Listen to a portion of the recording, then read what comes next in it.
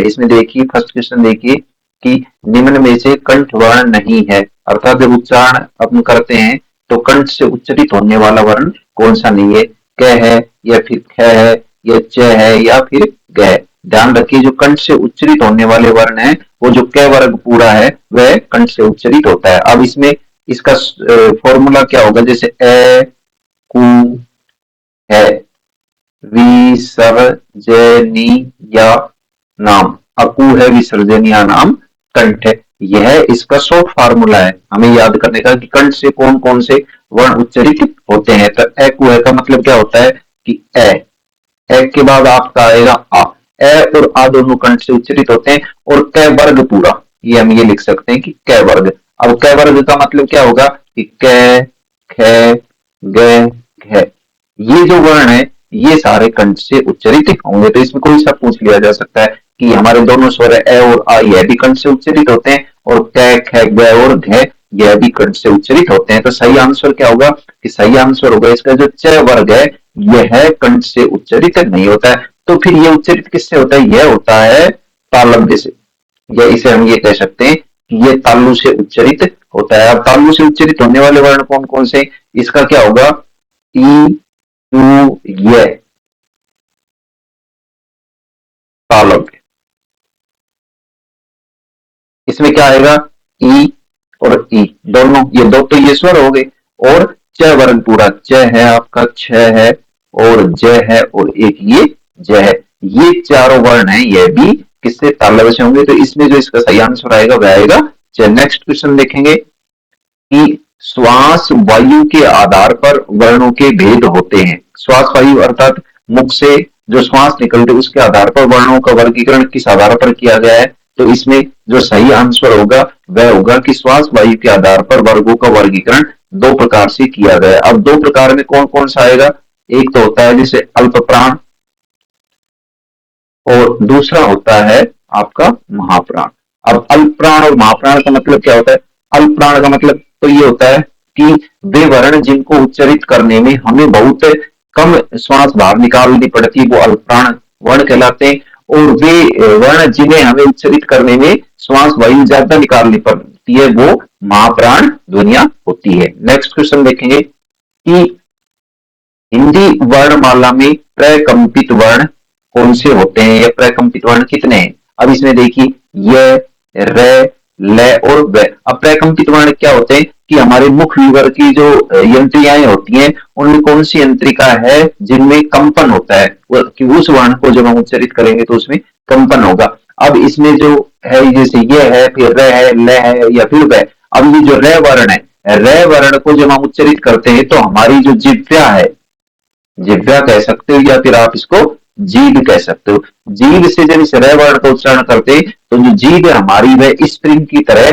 कंपन करती है, इसीलिए हम इसे व्याकरण की भाषा में जो र वर्ण है इसे हम प्रकंपित वर्ण की संज्ञा देते हैं। नेक्स्ट वर्ण है क्वेश्चन की उत्पत्ति के आधार पर शब्दों के भेद कितने होते हैं, अर्थात हम शब्दों का निर्माण कितने कितने प्रकार से कर सकते हैं। तो उसमें आएगा 4 है या फिर आपका 2 है या फिर 5 है या फिर आपका 3 है। अब उत्पत्ति के आधार पर जहां तक बात आती है तो उत्पत्ति के आधार पर शब्दों का निर्माण हम 4 प्रकार से कर सकते हैं, जैसे 1 या 2 और फिर 3 और फिर 4। अब वो 4 शब्दों के भेद होते कौन कौन से, जैसे एक तो होता है आपका तत्सम, तत्सम शब्द, एक होता है तद्भव शब्द,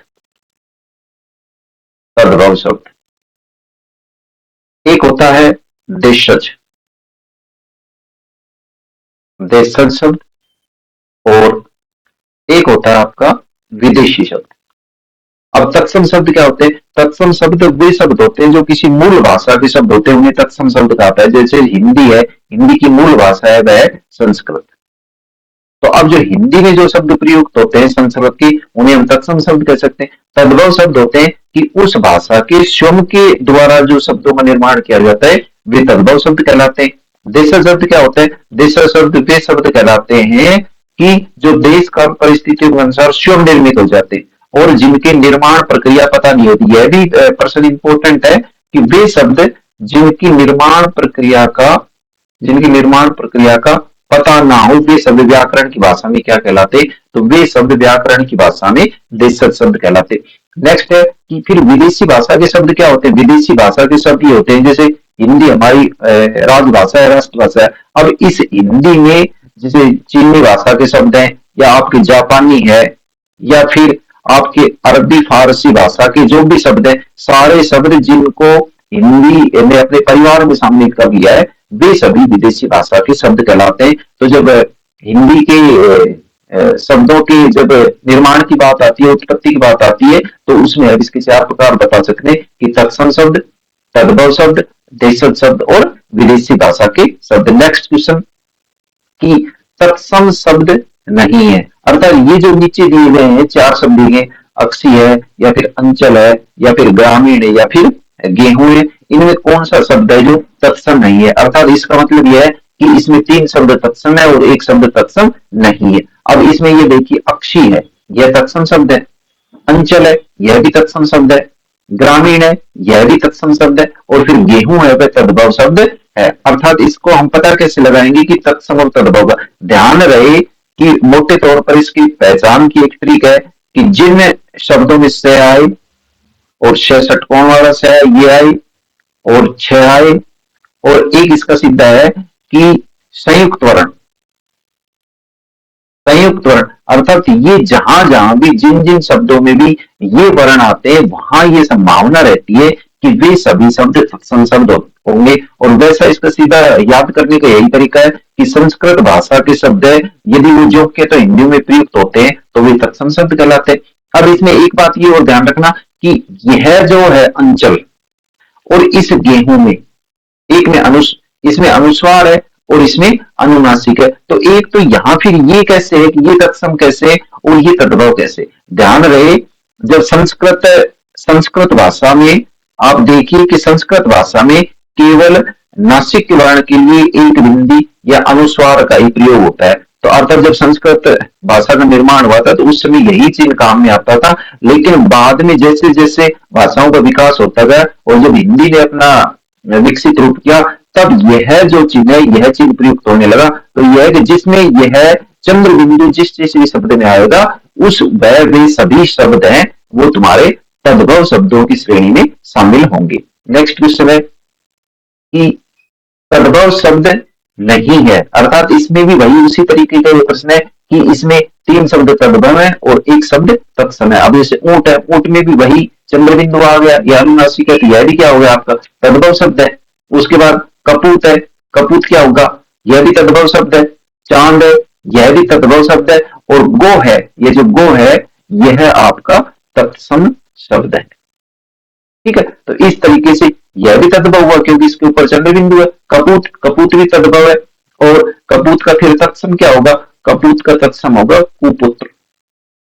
उसी तरीके से चांद है, चांद तद्भव है, और फिर इसका वो तत्सम क्या होगा, चांद का तत्सम होगा चंद्र। इस तरीके से हम इसकी पहचान कर सकते हैं।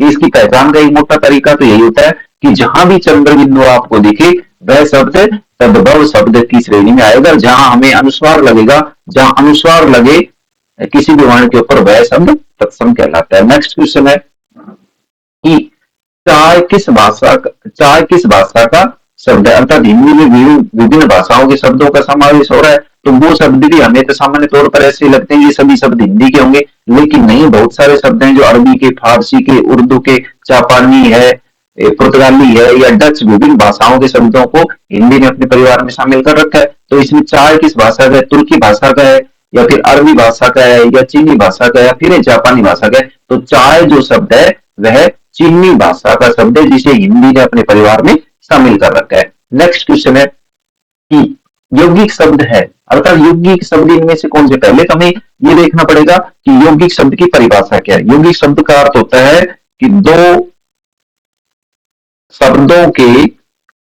शब्दों के योग से जब किसी शब्द का निर्माण होता है तो वह क्या कहलाता है, वह यौगिक शब्द कहलाता है। अब इसमें देखिए यौगिक शब्द में दीपक है, यह यौगिक है क्या, इसको हमें जब इस शब्द का विच्छेद करेंगे तो दोनों शब्दों का अर्थ अलग अलग निकलेगा, नहीं, यह दीपक है, यह यौगिक शब्द नहीं है, यह तो रूढ़ शब्द है। अब आपके लिए ये भी नया शब्द आ गया, रूढ़ शब्द क्या होता है, इसको भी हम बताएंगे। देवता है, यह भी यौगिक शब्द नहीं है।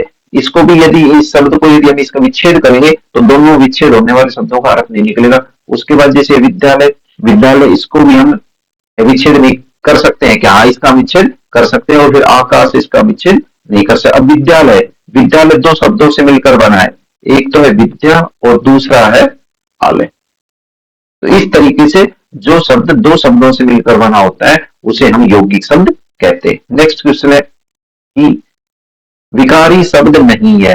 विकारी शब्द का मतलब क्या होता है कि वे शब्द जिनके रूप में लिंग वचन कारक काल से परिवर्तन किया जा सकता है, वे व्याकरण की भाषा में विकारी शब्द कहलाते हैं। अब विकारी एक तो होता है आपका विकारी और एक होता है अविकारी। अविकारी का दूसरा नाम है अव्यय।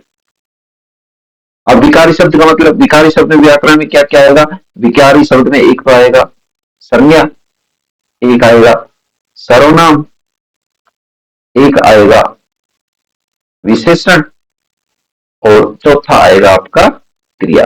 अर्थात जो भी व्याकरण में संज्ञा शब्द है या सर्वनाम है या विशेषण है या फिर क्रिया है, सारे जितने भी शब्द हैं वो सभी विकारी शब्दों की श्रेणी में आते हैं, अर्थात इनके रूपों में परिवर्तन किया जा सकता है। अब ये देखेंगे कि इनके रूपों में परिवर्तन कैसे किया जा सकता है। जैसे पुस्तक है, पुस्तक संज्ञा शब्द है, क्या इसके रूप में परिवर्तन किया जा सकता है। पुस्तक से आप पुस्तकें भी हो सकता है, पुस्तक से पुस्तकों भी हो सकता है। उसी प्रकार से जैसे ये सर्वनाम में है, सर्वनाम में जैसे आप है, तो क्या इसको भी अपन परिवर्तित कर सकते हैं, आप से अपना हो जाएगा।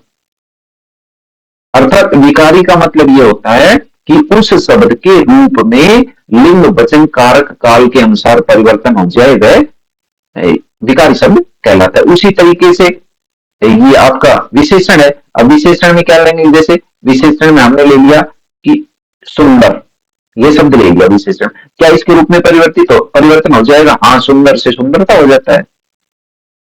उसी तरीके से जैसे क्रिया है, हम क्रिया को लेंगे कि क्रिया में क्या विकार हो सकता है, जैसे एक होता है जैसे जानना, जानना तो इसका हो गया जैसे गए, या फिर जाते भी हो सकता है इसका। तो ये इस तरीके से विकारी जो संज्ञा सर्वनाम विशेषण और क्रिया जो शब्द हैं इनके रूप में परिवर्तन हो सकता है। अब यहाँ इस ऑप्शन में देखेंगे कि संज्ञा, हाँ यह भी विकारी शब्द है, सर्वनाम यह भी विकारी शब्द है, क्रिया यह भी विकारी शब्द है, फिर क्रिया विशेषण है यह विकारी शब्द नहीं है। फिर ये क्या है, यह है अविकारी या अव्यय शब्द, अर्थात इन शब्दों के रूप में हम परिवर्तन नहीं कर सकते। एक छोटा सा उदाहरण आपको देता हूं, जैसे ये है और, और सदैव ही और में ही प्रयुक्त होता है, अर्थात हम इसके रूप को परिवर्तित नहीं कर सकते। कोई भी काल हो, कोई भी लिंग हो, कोई भी वचन हो, यह सदैव और ही रहता है। अब इसी तरीके से और भी बहुत सारे शब्द हैं जिन्हें हम परिवर्तित नहीं कर सकते हैं।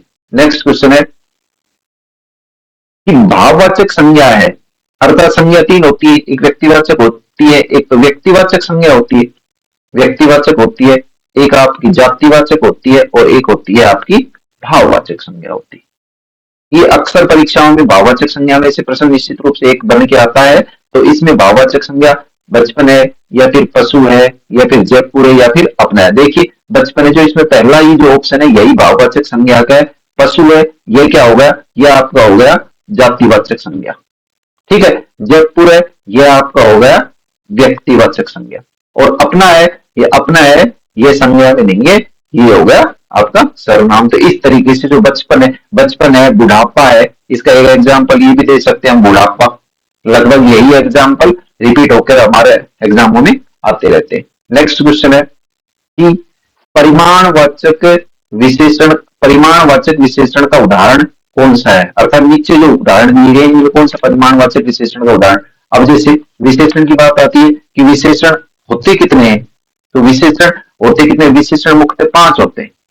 जैसे पहला है हमारा जैसे गुणवाचक विशेषण, गुणवाचक विशेषण। दूसरा है जैसे संख्यावाचक विशेषण, दूसरा है संख्यावाचक विशेषण।